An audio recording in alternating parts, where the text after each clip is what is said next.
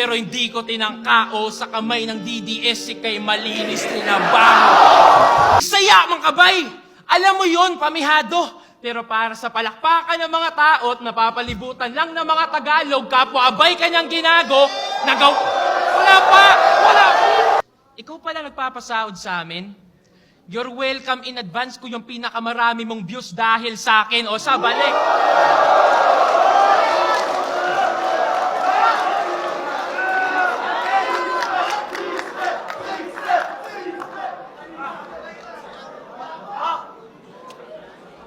Sabi niya kay Penpluma, panis ka pa rin sa RAM kahit gigs pag-uusapan. Oh! Star agad yan? Anong gigs tinutukoy mo? Yung events na sinasabi ka for 1.5 tas once a month lang? Event namin dito sa Cebu noong Disyembre. Ito, pormadong marahas. Inaasahan ko yung performance malakas. Sumigaw sa ng Cebu maglangas. Mga tao ning gawas. Bay, promise. Tangina yung crowd gumano, no? No ba naman? Akala ko nga naging si Moises ka nung hinawi yung karagatan. Pero yung pakay ko talaga, ba't na-bring up yung laban nila ni Pen? Malalaman nyo kung gaano ka lang hiyato. Pinuna mo yung pagbigkas niya ng eagle as eagle. Nakakatawa, no? Sa Cebu yung angle. Battle. Tangina mo!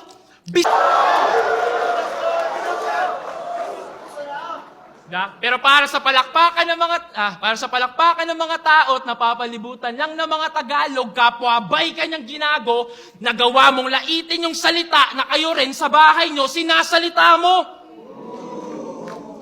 O siya, XB. O sige, pag-usapan.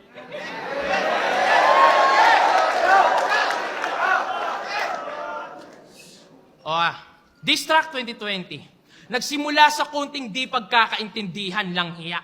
Nabanggit ng kagrupo kong si JR yung XB, tas uminit na bigla.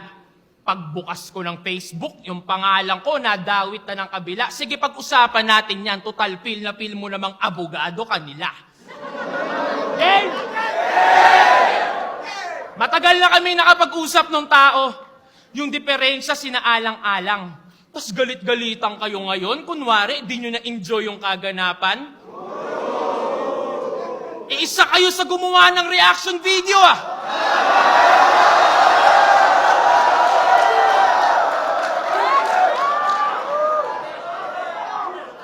Isa kayo sa gumawa ng reaction video, Ano yung kwarta, nalasahan? Nakinabang din pala sa beef, baka nga daw magatasan. Isa yon sa nagpainit ng quarantine. At isa ka sa nagkaarep ang galing. Kung di dahil doon, baka nag-food panda rider ka na din. Kunwari ka lang kasing hindi sang-ayon. Kasi kailangan niya ring magpasiklab. Para mas makadikit lalo doon sa G-Wolf, gets namin iyong mentalidad. Pero nobody ka pa rin, bobo. Harapin realidad, nakadikit ka na sa lobo, di pa rin nakalipad.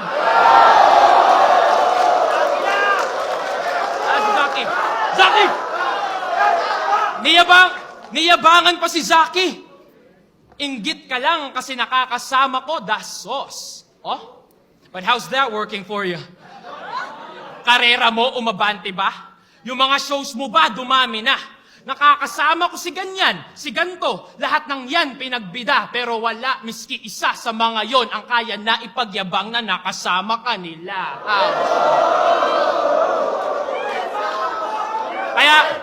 Kaya tingnan nyo hanggang ngayon, yung mga kanta na lulugmok, pangalan di tumutunog. Tagal mo nang tsumutsupa, wala pa ring pumuputok. Mula 3GS, Team Pinsan, XB, MOT, lahat ginawang bitch ka, iho. Kaya pala may K ka sa pangalan, ikaw yung Kardashian ng hip-hop dito. Tuloy ko pa.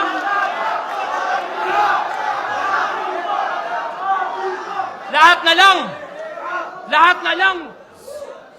na lang tinuri kang Bisayang katulong. Alila ka mamen. Made in Leyte ka na nga, made in Maynila ka pa rin. Maawa ka sa sarili mo, king ina. Masakit pero hindi mo kayang maging sila. Huwag mong pangaraping maging iba, pangarapin mo maging iba. Ganyan din ako nung unang sampa ko. Nasilaw sa kung anong uso. Ang kaso, nagresulta sa tanging beses lang na nakuha akong matalo. Pero kalaunan nakapako, hinulma ko palalo yung bunga kampyonato. Ang makilala mo yung tunay mong pagkatao, yun ang tunay na panalo, tarantado.